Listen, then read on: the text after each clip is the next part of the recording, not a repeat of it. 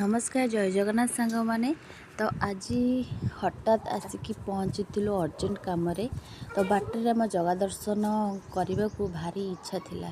तो जगह डोरी भी लगी तो कम अधार पेंडिंग पकईकि सार कहली चल कि आम मंदिर को आमको नहीं सार जेहेतु गले खाई आम माँ पु बहुत खुशी मन आनंद सबू देवादेवी को दर्शन कलु।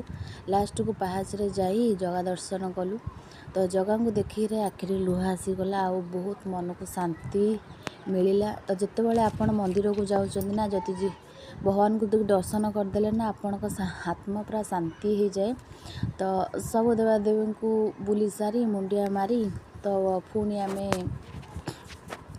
तो फेर को पड़ो जहाँ जेहेतु आम कम जाइए से कम भी किसी पेंडिंग होगी देखो सब ठाकुर को आपण मानू मो सहित भी मुझे दर्शन भी कर दूची।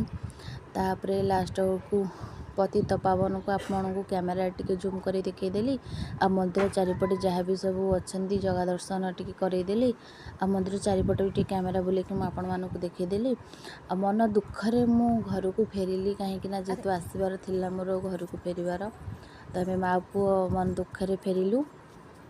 लास्ट को टिके जगह दर्शन पाखे मुझे जगह पाखे वीडियो बनईदेली। आज ब्लॉग टी ये रहुची। जय जगन्नाथ।